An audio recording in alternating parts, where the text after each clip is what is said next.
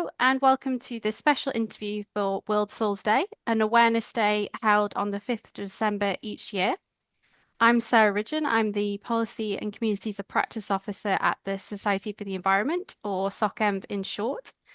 And today I'm delighted to be joined by a very special guest, Chartered Environmentalist Martin Ballard, who is the Group Head of Environment at Wates and lead of the SocEnv Soils Stones project. So welcome, Martin. Thanks very much. Great to be joining you this morning, Sarah. Brilliant, and it's a pleasure. So I'm just going to kick off by asking you to tell us a bit about your day job. What does an average day look like for you? Mainly supporting colleagues across the Wates group and working with our partners to address the risks and opportunities that we face across the built environment, but with a real sharp focus on our greatest cost and liability that's fundamentally in the ground. What's the cost and the carbon of dealing with that, and how might it help or hinder our customers' aims and facilitate a positive space for nature, in particular with biodiversity net gain now very much in the focus. Absolutely. And I know you get involved in such a variety of projects, but there's that common aim, running through all of it, which is really great to hear about. So for the last 5 years, you've led the influential Soils and Stones project, which I mentioned earlier for SocEnv. How did this project come to be?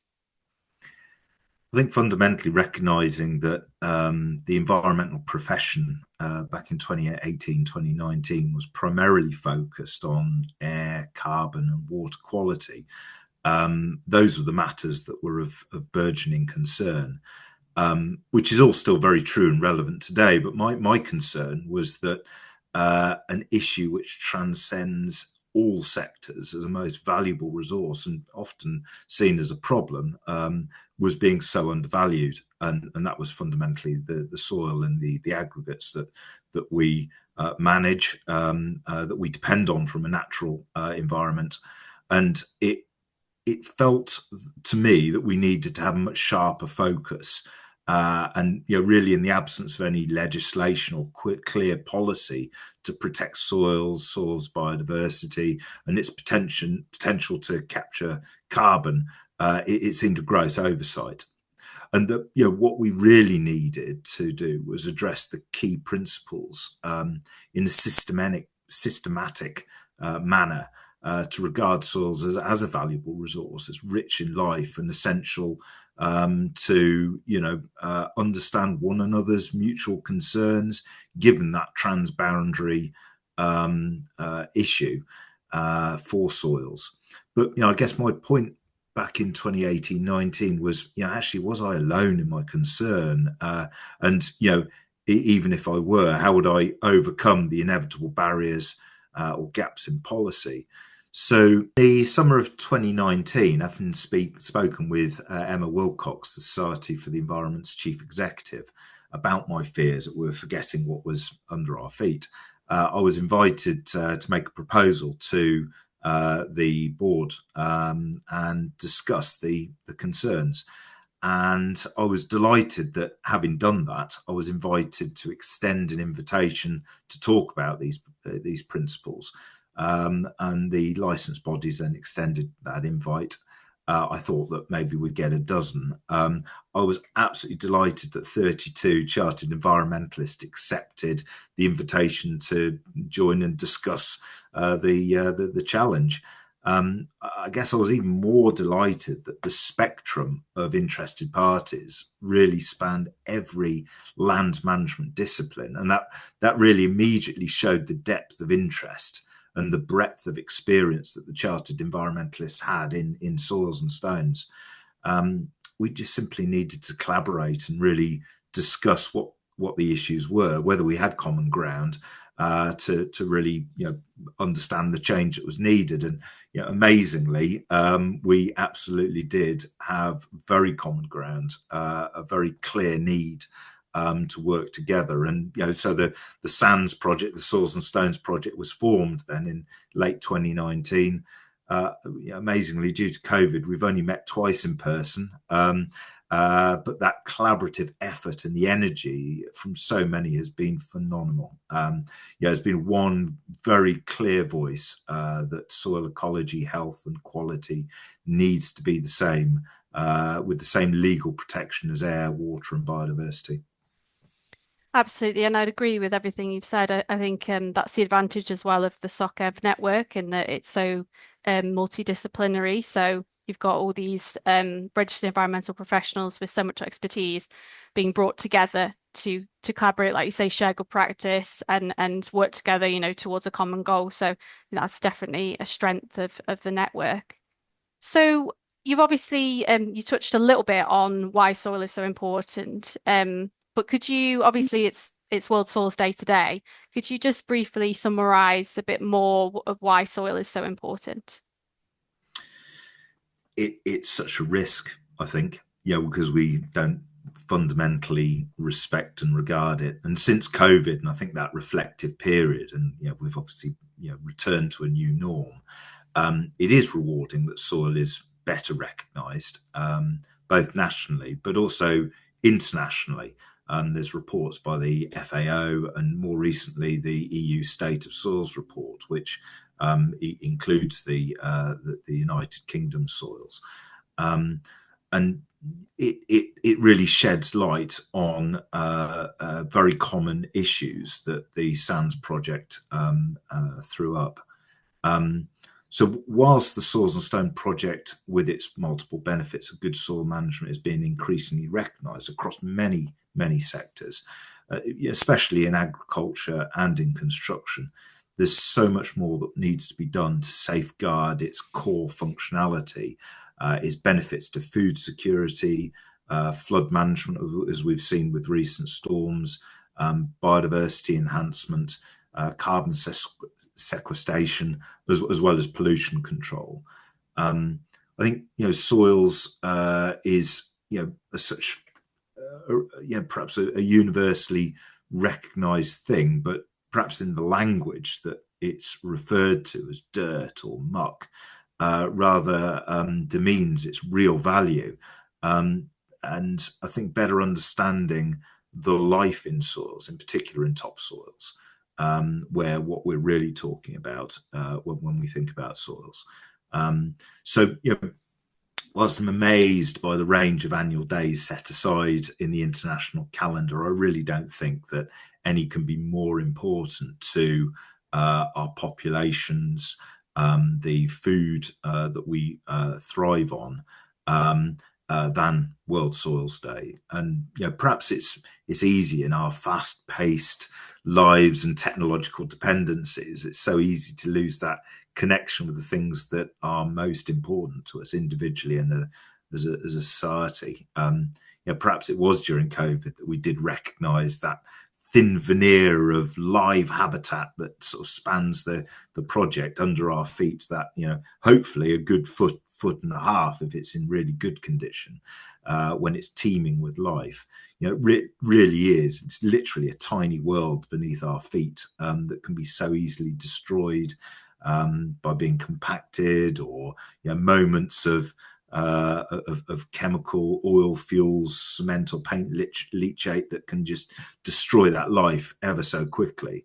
And without that thin veneer of life, what would we be? We'd be devoid of that soil quality that takes 2 or 3 generations to form. I mean, that's a long time in anyone's life memory. But what we see above ground, it depends entirely on that foot veneer.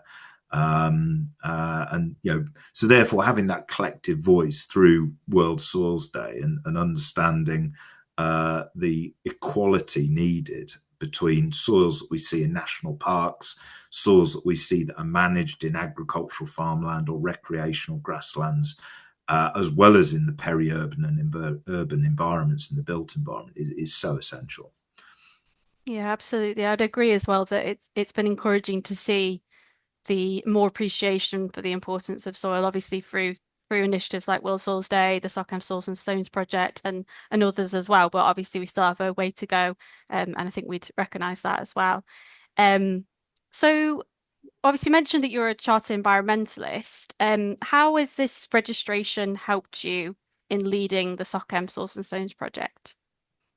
Oh, do you know, that's a great question. The journey to become a chartered environmentalist is each individually bound. There's so many different ways to become a chartered environmentalist, but really for me, it's been the culmination of the skills that I'd honed over 20, 25 years um, to become that holistic uh, manager, leader, with the professional standards and the credibility of having worked in a variety of different roles and organisations. But to have that culmination isn't an end point. And it perhaps took me a couple of years of sort of recognising of actually I've now been recognised as a chartered environmentalist. That's fascinating. What next? And really, it led to me becoming a much more active individual involved and having the confidence to be involved with other chartered environmentalists. And coming from a position of strength, recognizing that then as a fellow member of my institution, that there was a broader network of professionals that I could work with, and really have that ability to work with different disciplines to the same end goal. There's it fascinates me that chartered environmentalists come from so many different sectors, so many different backgrounds, and it reinforces to me that actually we've all got a part to play. It doesn't matter what role we have, whether it's in HR, IT, engineering, logistics. You just think of any role that you have. We all have a part to play to make sure that we improve the environmental frameworks around us. Because if we don't, then we won't have an economy within a couple of years if that disappears. So the urgency for us to work together and understand our respective positions, I think really harks back to the founding principles that Professor Peter Matthews and others came together to create the society as that umbrella organisation, and to have that collective voice for the environment. And hopefully this is one way of demonstrating how that's possible through collaboration and actively listening to others, understanding the respective positions without necessarily knowing all the technical detail, and to help one another, find a way forward. And that's been what's been particularly rewarding for me. Yeah, definitely. And I think it's obviously the SocEm's 20th anniversary year as well. So that's been a really like important landmark in, showing how far we've come and how many amazing environmental professionals that have been registered in that time and how they're working together. So and I think the next question is kind of, you sort of touched on it a little bit, but obviously, like I said, the SocEnv Soils and Stones project has now been active for 5 years. What outcome or achievement are you most proud of from that time? Well, that's a great question. I mean, I think given that the Soils and Stones project calls for policies to optimise soil biodiversity, carbon lock-in and fertility, as well as to underpin the circular economy to prevent soils becoming a waste. I mean, they're valuable, really valuable topsoils, and that aggregates resource as well, to what we do across the managed environment. So having the voice of dozens of chartered environmentalists recognised and being able to challenge that voice has been tremendous. Facilitating that through the April 21 report and then the triennial review in June 21, setting out a realistic time frame with really practical actions that we can all play a part to improve the protection of support of soils. They've all been meaningful achievements, and with the 10 principles of soils and stones really advocating a good, strong place for us to move forward with policymakers. I suppose given the point that we started at, and given that the fact that the Environment Act, which came about in this time period, failed to mention soils at all, it was really encouraging that was recognised, that soil was overlooked, and that the environmental improvement plan, with its commitment for soil reuse and recovery from 26, and it's great to see some of the early work on that, we're starting to head in the right direction. So there's been many achievements there. I think that the standout moment for me, though, I think the most defining moment perhaps has to be the gift on my 50th birthday to represent the society in giving oral evidence to the soil health inquiry. Not only that, but live on BBC Parliament, and joining two eminent soil scientists to balance the siloed agri-soils focus with our cross-sector risk-based soil health approach. I think that has to be the defining moment. Yeah, definitely. And I think it kind of showed that inquiry how much soils had been raised on the policy agenda as well. So it was through the, work of the SocEnv Soils and Stones project and others that that's the importance of having that inquiry was, recognised. So definitely. Um just going back to World Soils Day, um, around the theme, so this year's theme is measure, monitor, and manage. It'd just be interesting to find out a bit more about what this theme means to you. As I advocated at the Soil Health Inquiry, we manage what we monitor and measure. I think the risks with soil are known, but the scale of those risks and the absence of consistent methodology across all soil types for soil quality and ecology is lacking. So these 3 points of measure, monitor, and manage are really, really essential for me. We need more research. We need our existing and new scientists in this profession of soil science to really get behind the research, the standards, the guidance, and then that regularly reported evidence of this most valuable resource, so as that we can monitor and manage soils and stones quality in order to not only protect what's under our feet, but also to realise the economic growth opportunities in having metrics that allow us to monetize soil biodiversity net gain and carbon offsets and many other facets. We've got to have that clear evidence-based approach to make sure that we do things well and we do things right. Otherwise, there could be a continuation of unintended consequences, putting it kindly. So without these logical steps, we simply cannot manage what we don't know. We cannot monitor improvements if we don't measure progress from a baseline, nor can we measure to check the ongoing soil health conditions that are relative to those soil land use types. Absolutely, yeah. And sort of staying on the World Soils Day theme, what is something that everyone can do or anyone can do to protect soils this World Soils Day? I think fundamentally being confident to talk about soils and to love soils, it's more valuable than anything else. Perhaps many of us have watched. It's quite a dated film now, but Kevin Costner's Waterworld. It was the most valuable commodity for that singular tomato growing on that plant. Most important to talk about soil at every opportunity. It's not dirt. It's not yucky. It's a vital living resource. It's fun. It's interesting. I mean, certainly, the character who really enthused me was a Lincolnshire David Bellamy. It's fascinating under the microscope. Is soil, and there's some great evidence that can be seen on lots of YouTube videos and all the rest of it. So, yeah. Try composting at home. Grow your own from your own soil. It's surprising how little space you need.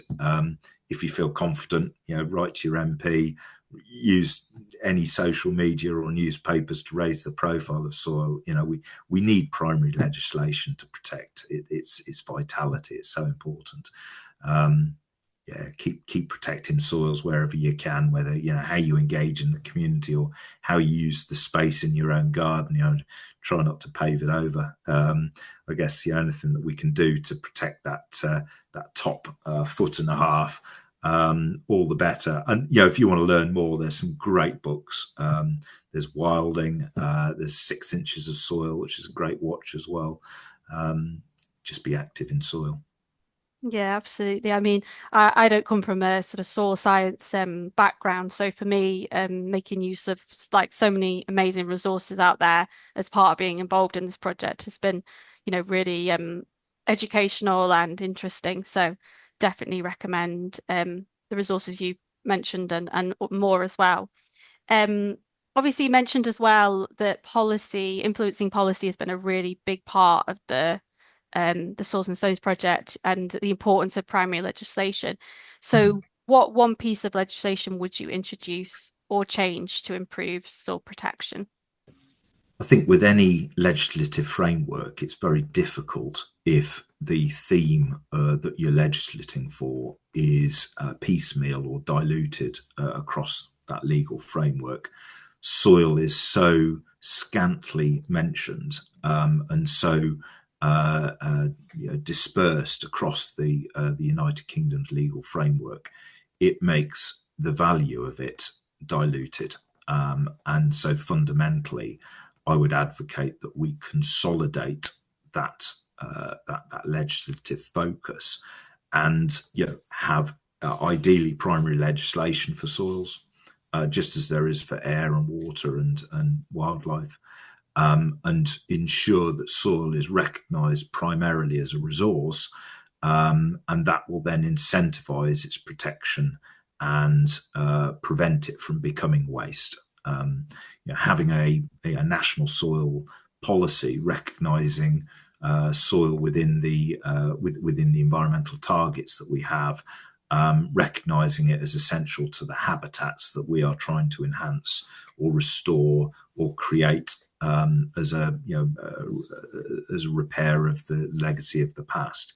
I think that's, whatever we would call it, having a soil framework or a soil act or regulations in one place would be most valuable. Absolutely. And I think it's just about, like you say, recognizing that soil has such a role in tackling the kind of environmental and climate crises that we face. So, whether it's improving biodiversity or, like I say, tackling climate change, there's just so many different benefits to protecting soil. So, definitely agree that it needs to be something that's recognized in primary legislation as well. So, just finally, what plans do you have to deliver better soil protection in the next 12 months? So, I guess this including the Soils and Stones project, but also any other plans that you have within your day-to-day work as well. So, reporting and recognising how we protect soils is a main focus, in terms of resource efficiency and circular economy. There's lots of great work going on within the agricultural, construction, development spheres, in land management, with the likes of Barley and others. So much great work going on, but the challenge is, if we only report waste and waste soils going to landfill, we don't get what we ask for. What we ask for is soils protection, stones recovery, and aggregates reuse, and therefore, we should measure and manage that, and celebrate all the great work that's going on. We might actually find we're a lot better than we fear that we might be. So having a soils resource hierarchy is very much on the agenda, and we'll be publishing that fairly shortly. And hopefully, off the back of that, look at metrics that can help us celebrate what we're looking for. Continuing to collaborate with professional bodies and make sure we've got that cross-sector collegiate approach. it is really important. Soils are not isolated to any particular silo of a sector. And yeah, having the likes of the middle land professionals advocating silo to soils is really encouraging. I mean, it's a great play on the letters of the word, and you know, therein lies the challenge. The gift is with ourselves to really collaborate and make that difference. Continuing to support government in promoting the standards that we're looking for is really important. I mean, government has got such a big agenda at the moment. They've got some really great people working in DEFRA and the other partner departments. They can't do it alone. We, as professionals, as chartered environmentalists, have an opportunity to advocate and support and promote our profession and the standards.